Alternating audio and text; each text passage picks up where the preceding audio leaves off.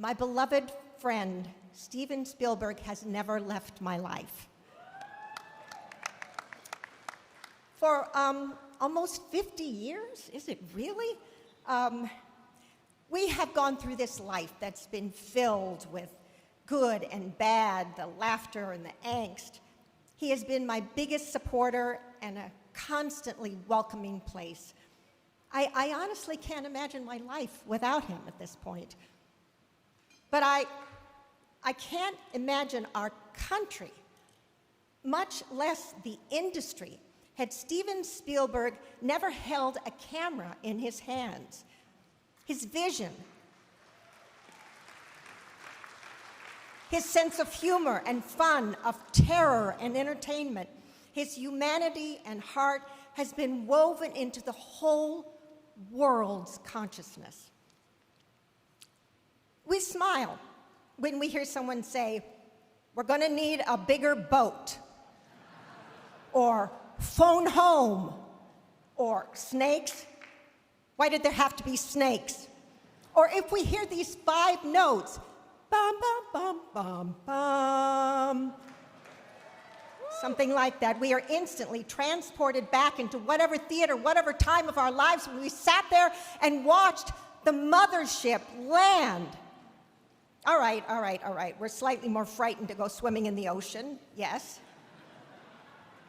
But he has allowed us to storm the beaches of Normandy and be chased by giant dinosaurs and survive. He has imprinted on our collective brains the images of a terrified child hiding waist deep in the sewer looking up at the light, and a little girl in a red coat standing before the gray adults of Nazi Germany. He put us on the muddy battlefields of the Civil War and has given us Rita Moreno's lovely 90-year-old voice singing, "Somehow, some way, somewhere."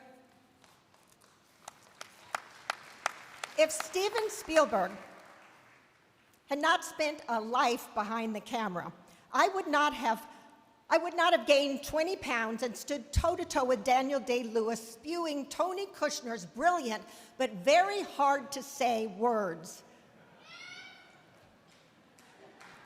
For almost 6 decades, he has terrified, touched, and enthralled the entire planet. It is my honor to present the Palm Springs International Film Festival Vanguard Award to Steven Spielberg and the Fabelmans. Please welcome Steven Spielberg, Kristie Macosko Krieger, and the wonderful cast of the Fabelmans.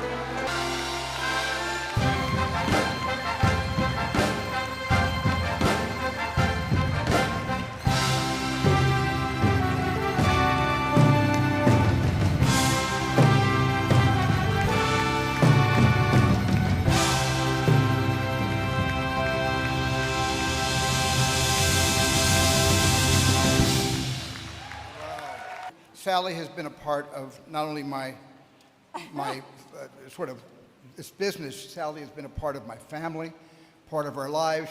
She went to our wedding 31 years ago, and she's been everywhere with us, and we with her. So I love you for what you said. Thank you, Sally, so much. Thank you, Harold Matzner and the entire team here in Palm Springs for honoring this film with the Vanguard Award.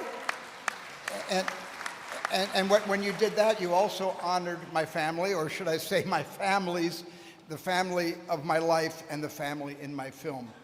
It's starting to get a bit confusing now, I think. But it's so wonderful getting to be here this year. I've had such a great relationship, as I have had for many years, with my kind of ancestral home base, Universal Studios, and Donna Langley, and everybody there who demonstrated such true commitment and support, which is what a film studio should do. A studio is just sort of a way of describing a lot of people who work together to help you do your best work, but also to share the risk. And I'm genuinely overwhelmed by the devotion and the insight and the heart that Donna, as well as Michael Moses and the entire team at Universal have brought to their partnership with me and to my company, Amblin Partners, and to the Fabelmans. Thank you so much for that. So I kind of tell people all the time, you know, that filmmaking is a collaborative art. And that's never been more true than it has been with this experience, with this film. The cast and crew took the journey home with me to help me make my first movie about coming home. Well, the second movie about coming home, the first one was E.T. E.T. got home. So this was sort of the second, this is the sequel to E.T., where I came home.